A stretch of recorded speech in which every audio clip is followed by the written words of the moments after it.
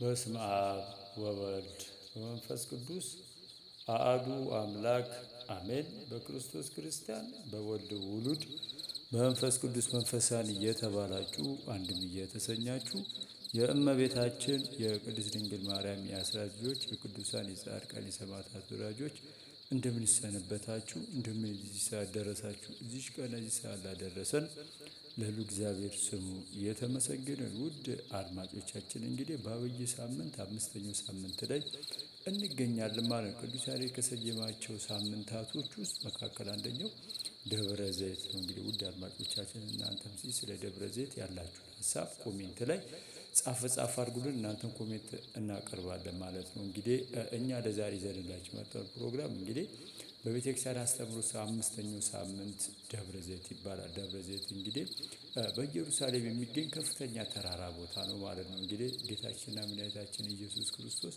ሐዋርያ ሲጠይቁት የአንተ መምጫ ጊዜና ምልክቱ ምንድነው ብለው ጠይቀውት ነበረ።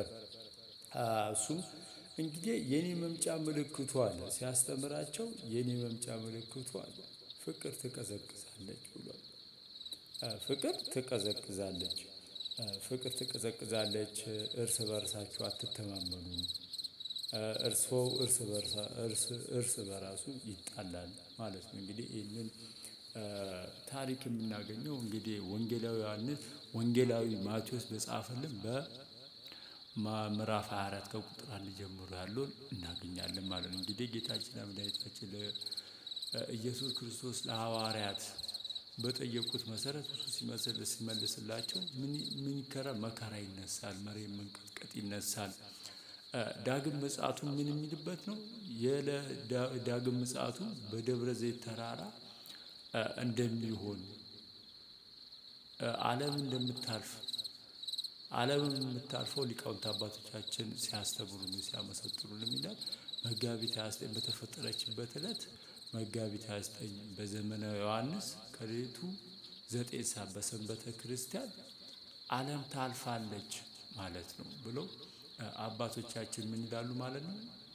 ያስተምራሉ ማለት ይሄ በዚህ ዕለት የሚነበቡ መልእክታት የሚነበቡ ወንጌላት የሚቀደሰው ቅዳሴ በጠቅላላ ዕለተ ምጽአትን የደብረ ዘይትን ዕለት የሚታሰቡ ናቸው ማለት ነው። በዚህ ዕለት ቅድስት ቤተ ክርስቲያናችን ጌታችንና መድኃኒታችን ኢየሱስ ክርስቶስ ዳግም ይመጣል ብላ የምታስብበት ዕለት ስለሆነ እኛ ክርስቲያኖችም ይህንን ዕለት በደንብ አድርገን በደንብ ትምህርቱን ተምረን እንግዲህ አምላካችን ከቅዱሳኑ ጋር እንደሚመድበን ተስፋ እያደረግን ምን የምንልበት ነው ማለት ነው። ያንን ጊዜ ያንን ሰዓት የምናስታውስበት ነው ማለት ነው።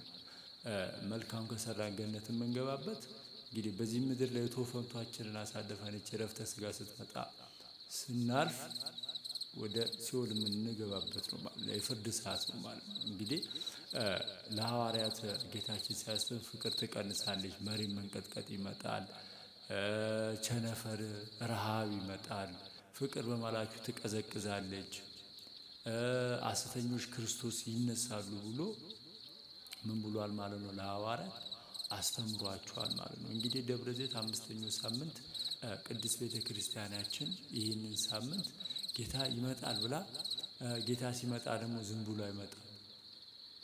እንደምናስበው ወይ ደግሞ መናፍቃን እንደሚሉት ለምን ዳግም ሊሰቀል አይደለም። ተሰቅሎ ሄዶ ዳግም ለፍርድ የሚመጣበት ሰዓት ነው ማለት ነው።